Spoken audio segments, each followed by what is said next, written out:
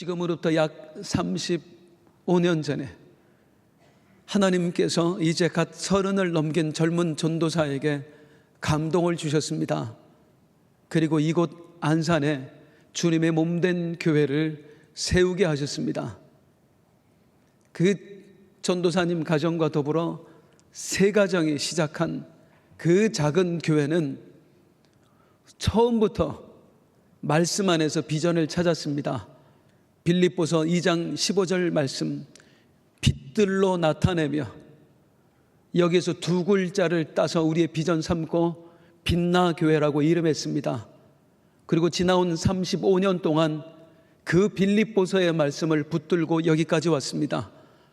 이 어그러지고 거스르는 세대 가운데 우리 빛들로 나타나는 교회 되자, 생명의 말씀을 밝히는 교회 되자, 그리스도의 날에 자랑할 것이 있는 교회 되자, 이 비전을 안고 여기까지 달려온 것입니다.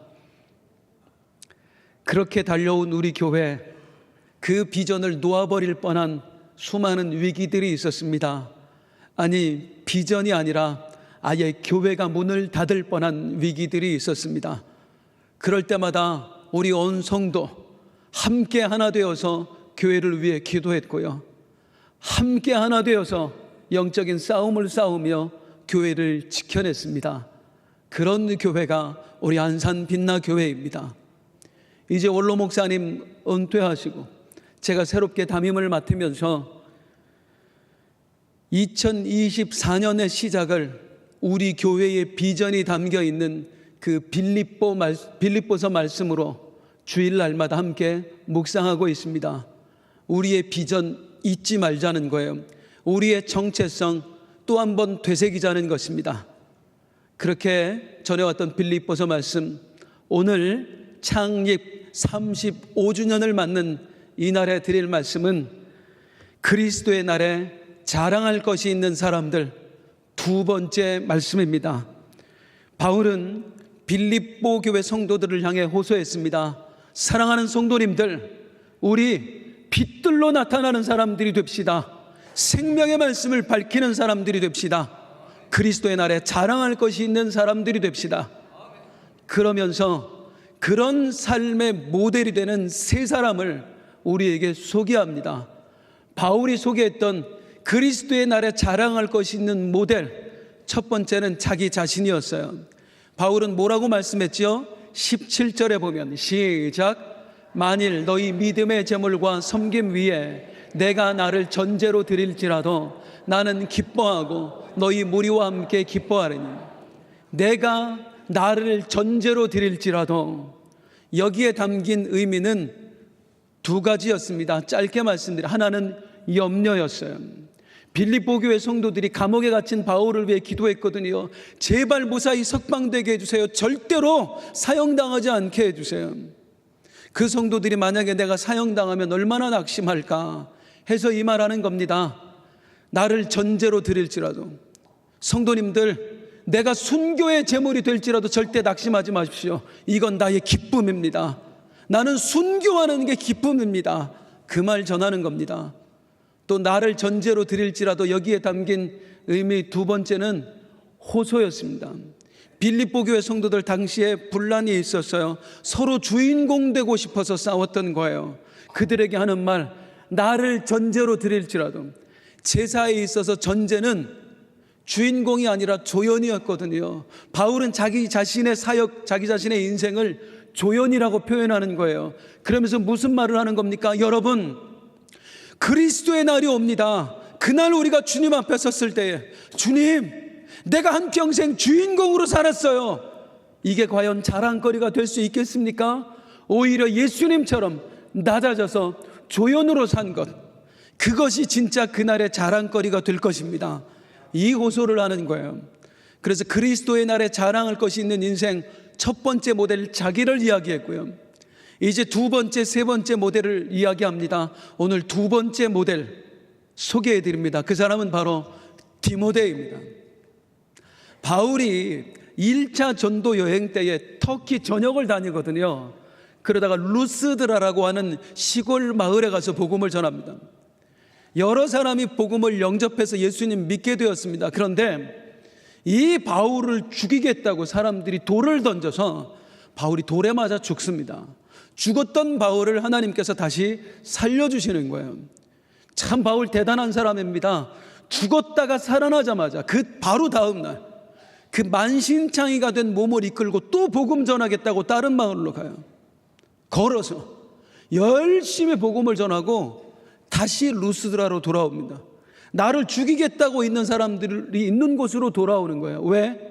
복음을 영접했던 사람들이 염려돼서요.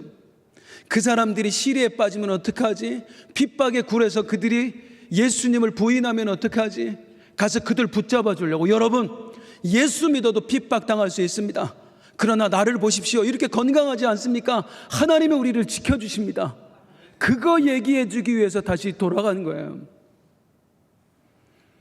그때 이런 바울의 모습을 다 지켜보던 사내 아이가 있었어요. 세월이 흘러서 바울이 2차 전도 여행 때에 이 시골 마을에 다시 갑니다. 그때 그동안 열심히 예수 믿고 있던 그 사내 아이가 어느덧 자라서 청년이 되었습니다. 그리고 바울 선생님한테 선생님이 전하는 예수님 나도 전하고 싶습니다. 나도 선생님 따라가고 싶습니다. 그 아이가 디모데입니다. 그래서 바울과 이 디모데가 함께 예수 복음 전하며 다니는 거예요. 물론 두 사람만은 아니었습니다. 누가와 실라도 함께 다녔습니다. 어쨌든 바울과 디모데가 유럽 대륙으로 넘어가서 함께 복음을 전하고 두 사람이 함께 세웠던 처음 교회가 바로 빌립보 교회입니다. 그러니까 빌립보 교회에는 이 디모데가 아주 특별한 사람이었고요. 디모데에게도 빌립보는 아주 특별한 교회였습니다. 그 빌립보 교회 성도들에게 그들이 너무나 잘 아는 디모데를 바울이 소개하고 있는 거예요. 말씀 같이 읽습니다. 19절입니다. 시작. 내가 디모데를 속히 너희에게 보내기를 주 안에서 바람은 너희의 사정을 알므로 안위를 받으려 함이니. 빌립보 교회 성도님들, 제가 정말로 지금 여러분 곁에 가고 싶은 마음입니다. 그런데 지금 제가 감옥에 갇혀 있습니다. 메인 모임이라 갈 수가 없네요. 그래서 저 대신 여러분이 너무나 잘 아는 디모데를 보내려고 합니다.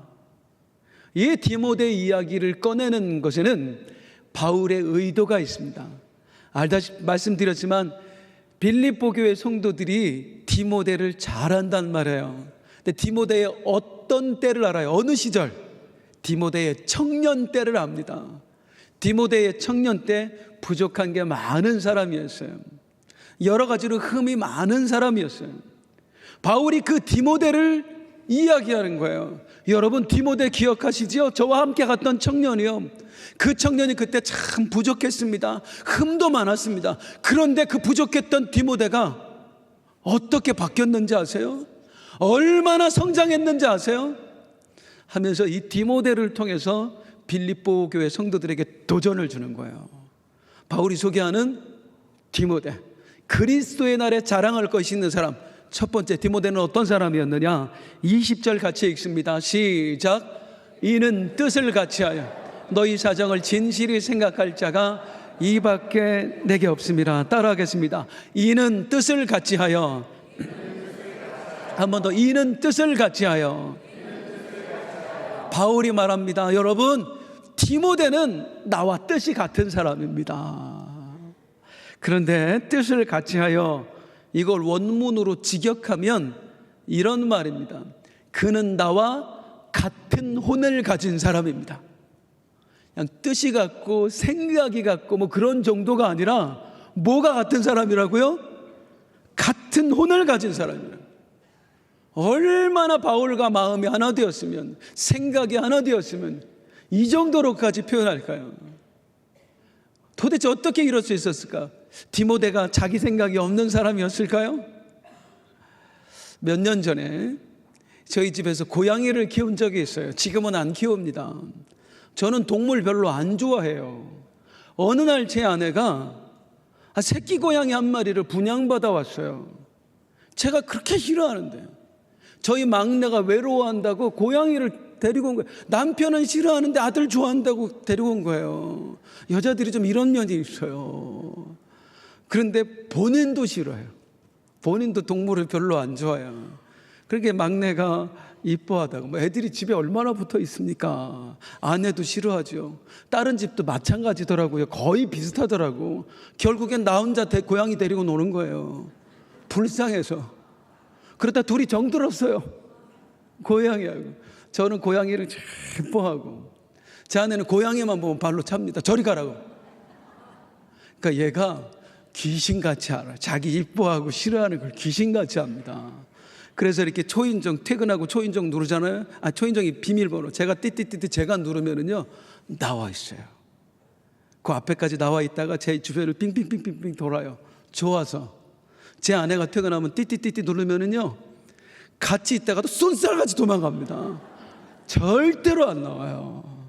하루는 제 아내 생일이 되었습니다. 그래서 제가 생전 처음으로, 그 이전에도 그 이후에도 없었더라,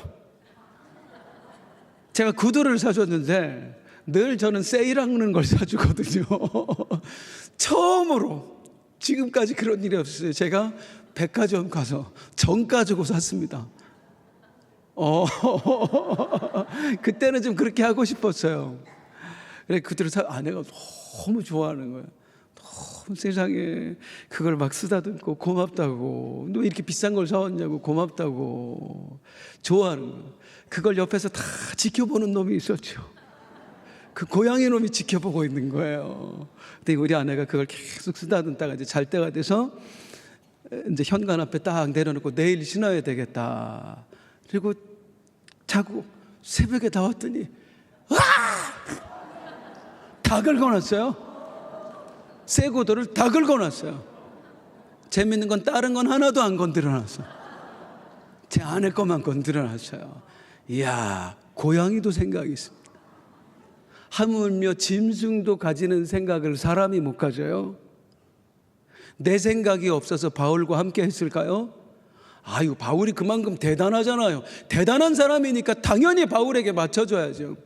바울이 사역적으로는 참 대단한 사람입니다. 그런데 그 성품에 있어서는 좀 모가난 사람이에요. 싸움닭이에요. 바울은 너무 사람이 올곧고 까칠해서 바울을 좋아하는 사람도 많았지만 정말 싫어하는 사람도 많았어요. 오죽하면 바나바 같이 순한 사람도 야, 나 바울하고는 같이 못하겠다, 그 정도로 성격이 까칠한 사람이 바울이었습니다. 그런데 그 바울과 디모데가 같은 혼이 되어주었다. 무슨 말이야? 나를 완전히 내려놨다는 겁니다. 내 생각을 내려놓고 내 뜻을 내려놓고 리더인 바울의 말에 전극적으로 수용하면서 그에게 맞춰줬다, 그 말이에요. 헌신입니다. 이 내려놓음의 헌신이 없었다면 저는 단언합니다. 바울 사도는 그 위대한 사역 감당할 수 없었습니다. 사람이 아무리 대단해도 혼자 일할 수 있는 사람이 어디 있겠어요? 그 모든 사역, 자기를 내려놓고 함께 헌신해줬던 사람, 맞춰줬던 사람, 같은 혼이 되어줬던 사람들이 있었기에 그 위대한 바울의 사역이 있을 수 있었던 것입니다. 우리 빛나 교회에 지나온 35년이 그러하더라고요.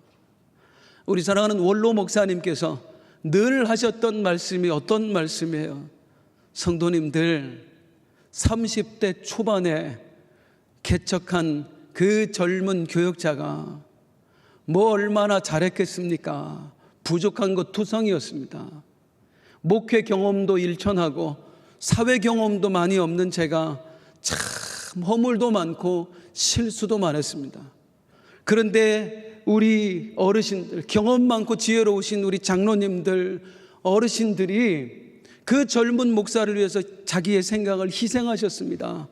다 내려놓고 이 리더의 생각에 맞춰주셨습니다. 그래서 우리 교회가 여기까지 올 수 있었습니다. 그렇게 말씀하고 있어요. 맞습니다.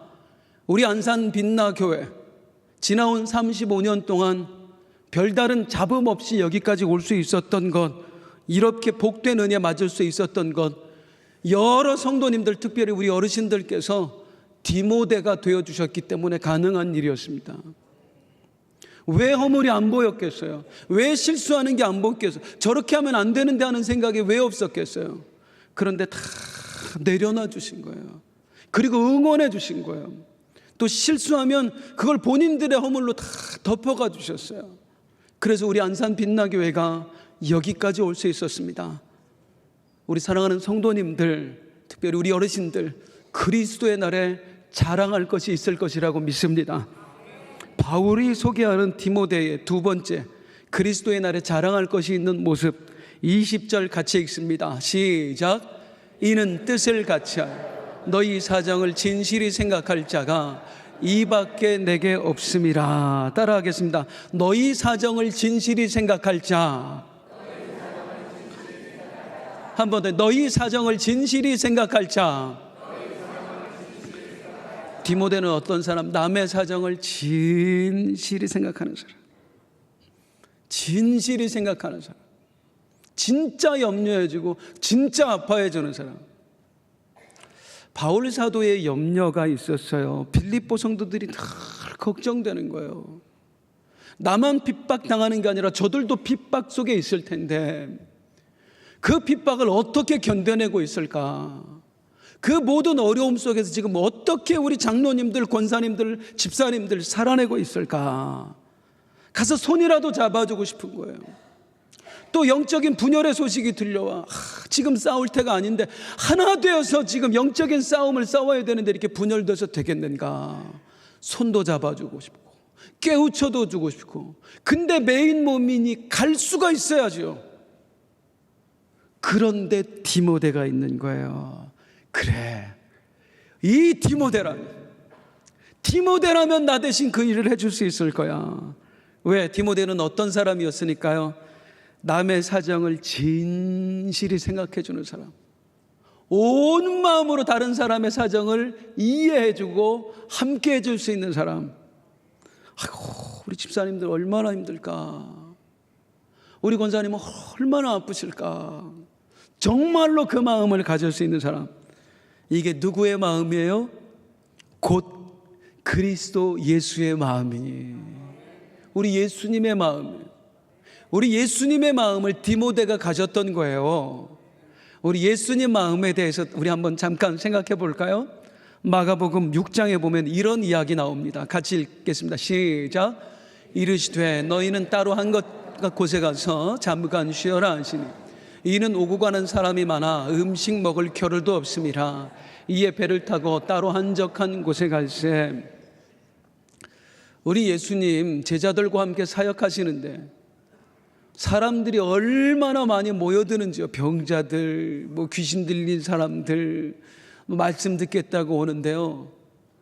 도무지 쉴 틈이 없었어요. 얼마나 바쁜지 식사도 못할 정도였어요. 그래서 막 제자들이 배고파하고 그러니까 예수님께서 안 되겠다. 우리 한적한 사람들 없는 곳에 가서 우리 잠깐 욕이라도 좀 하자 하셨어요. 그리고 예수님 제자들과 함께 가시는데 아이고, 어느새 또 사람들이 보고 이 예수님 만나겠다고 막 달려가서는 예수님 도착할 곳에 미리 가서 대기하고 있는 거예요. 저 같으면 꼴보기 싫을 것 같아요. 우리 남자분들만 배고프면 성질내는 분들 있죠. 저는 안 그랬는데 요즘 제가 그래요. 나이 먹어서 그렇대요. 배고프면 화나요. 지금 계속해서. 그런데 우리 예수님 이 상황에서 어떻게 하시느냐. 34절 시작. 예수님께서 나오사 큰 무리를 보시고 그 목자 없는 양 같음으로 인하여 불쌍히 여기사. 따라하게, 불쌍히 여기사. 내 배고픈 게 상관이 없는 거예요. 그냥 불쌍한 거예요. 아이고, 얼마나 힘들면 저렇게 달려올까? 얼마나 아프면 저럴까? 그래서 또 그들을 앉혀놓고 말씀 전하세요. 치료해 주시고. 그러다가 시간 되니까 본인 배고픈 건 잊어버리시고 이 사람들 먹으라고 오병이어의 기적 일으켜 주시는 거예요. 그게 거기서 나오는 거예요. 우리 예수님 그런 분이셨어요. 다 이해해 주는 분. 마르다와 마리아 자매가 오라비 나사로의 죽음 앞에서 슬퍼할 때 우리 예수님 조금 있다가 나사로 살려주실 거거든요. 그런데 우리 아니 곧 살아날 건데 왜 울어? 왜 못 믿어? 이러지 않으셨어요. 성경에 보면 함께 우셨더라. 함께 울어주는 거예요. 얼마나 아프냐, 너희가 뭐 얼마나 마음이 아프냐. 이렇게 아픈 사람과 함께 아파해주고 우는 자와 함께 우시는 분, 이게 우리 예수님이세요. 가끔 우리 남자분들 잘 안 그러시는데 우리 할머니 권사님들 중에 무서운 분이 있어요. 남의 장례식 가가지고 왜 울어? 천국 가는데 왜 울어? 아이, 슬프지요. 아들 군대만 보내도 슬픈데 함께 울어줘요. 예수님도 함께 울어주셨어요. 그게 우리 예수님이에요. 제자들한테는 또 어떻게 하셨게요? 예수님 잡히시던 날 밤에 제자들 다 도망갑니다. 배신하고. 그 중에 예수님한테 제일 마음 아프게 했던 건 베드로였어요. 무려 3번이나 예수님 부인합니다. 3번이나 예수님 앞에 돌아올 기회가 있었다는 거예요. 그런데도 부인해요. 우리 예수님 죽으셨다 부활하셨을 때 그 베드로에게도 나타나 주십니다. 하지만 베드로는 도무지 예수님 앞에 있을 염치가 없는 거예요. 벼룩도 낯짝에 있지. 그래서 베드로가 예수님과 함께 있지 못하고 갈릴리 바다로 가요. 다시 고기 잡는 거예요. 밤새도록 그물 그냥 내렸다가 올렸다가 미안해서 예수님한테. 그때 예수님 새벽에 찾아오십니다. 그 베드로를. 그 추운 바닷가 새벽에 예수님께서 숯불, 하나님이신 예수님이 손수 숯불 피우시고요, 거기에 물고기 구우세요.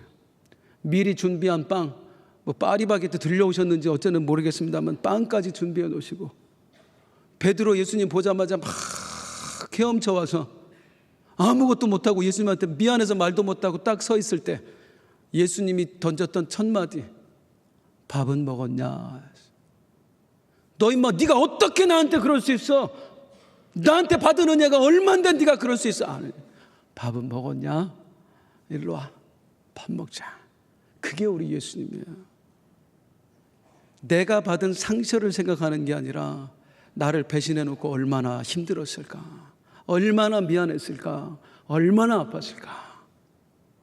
그 마음을 디모데가 가졌다, 그 말입니다.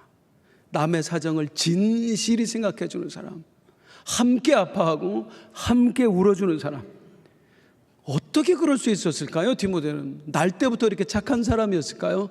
성경이 그 원인을 말해줍니다. 비결을. 시작. 디모데의 연단을 너희가 아나니 자식이 아버지에게 함같이 나와 함께 복음을 위하여 수고하였느니라. 디모데가 어떻게 이럴 수 있었다? 연단 받았기 때문에. 하나님 안에서 끊임없이 연단이 되어서 디모데가 이렇게 성숙된 거다, 만들어진 거다. 근데 바울은 또 여기서 뭐라고 해요? 누구와 함께? 나와 함께. 나도 디모데도 부족한 사람이다. 참 모난 사람들이다. 그런데 우리가 연단을 받으면서 이렇게까지 성숙하게 됐고, 나도 모르는 사이에 우리가 예수의 마음, 예수의 성품을 품은 자가 되었다. 무엇을 통해서? 연단을 통해서. 사랑하는 성도님들, 고난 중에 있으십니까? 믿으시기 바랍니다. 연단은 그리스도인을 성숙시킵니다. 우리의 믿음을 성숙시킵니다. 우리의 인격을 성숙시킵니다. 디모데가 그랬고요, 바울이 그랬어요. 지나온 우리 안산 빛나교회 35년, 참으로 모든 시련들이 있었습니다. 웬만한 교회에 없는 엄청난 시련들이, 폭풍들이 몰아쳤었습니다. 그때는 우리가 너무 힘들었죠. 하나님이 우리를 버리셨나 하는 생각까지 들 정도였어요. 그런데 지나고 보니까 우리가 알게 된 것, 그 모든 게 무엇이었다? 연단이었다. 그 과정들을 통해서 하나님께서 성숙시키시더라고요. 바울과 디모데를 성숙시켰듯이 우리 교회에 있었던 연단을 통해서 우리 원로 목사님을 성숙시키시고 우리 성도님들을 함께 성숙시켜주셨어요. 그래서 우리 빛나교회 목사님뿐만 아니라 모든 성도님들 특별하잖아요. 웬만한 일 앞에서는 쉽게 안 흔들려요. 강인한 믿음 우리가 갖게 되었다고요. 연단받았기 때문이에요. 찾아온 문제 앞에서 우리는 사람과 씨름하지 않아요. 하나님과 씨름하는 영성 우리가 갖게 되었어요. 연단이 우리를 그렇게 만들어주는 거예요. 다른 교회의 아픔과 동참해 줄 수 있는 교회가 되었고, 선교사님들의 사역에 조건 없이 우리가 협력하는 그런 교회가 되었습니다. 우리 목사님 지금도 베트남에 가셔서 선교사 대회 이제 하십니다만 돈 많이 듭니다, 여러분. 선교사 대회 한 번 하면은요, 많은 분들이 오해하는데 왜 호텔에서 하냐고. 안전 때문에 그래요. 테러를 당할까 봐. 그래서 선교사 대회 호텔에서 하면, 여행 가보셔서 알잖아요. 3박 4일 호텔에서 먹고 자는 게 돈이 얼마나 많이 드는지. 그 수십 명, 수백 명 비용을 우리가 다 대야 된단 말이에요. 그런데 우리 해요. 1년에 몇 차례 해요. 매해 우리는요, 거의 매해 선교지에 교회 세워주고요, 우리가 또 신학교 세워주고요, 선교센터 세워주고요, 1년에 2번씩 한 적도 있고, 어려움 당한다 그러면 또 보내주고요, 지진 당한 곳, 수해 당한 곳 보내주고요. 우리 자랑하지 않잖아요. 다른 교회 같으면 홈페이지에 도배할 거예요, 우리가 뭐 했는지. 그런데 우리는 자랑하지 않아요. 성숙해져서 그래요.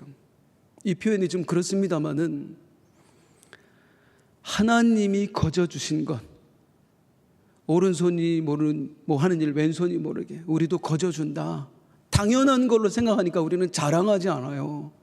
그런 성숙함이 고난이라는, 그 연단이라는 과정을 통해서 우리에게 생겨났다, 그 말입니다.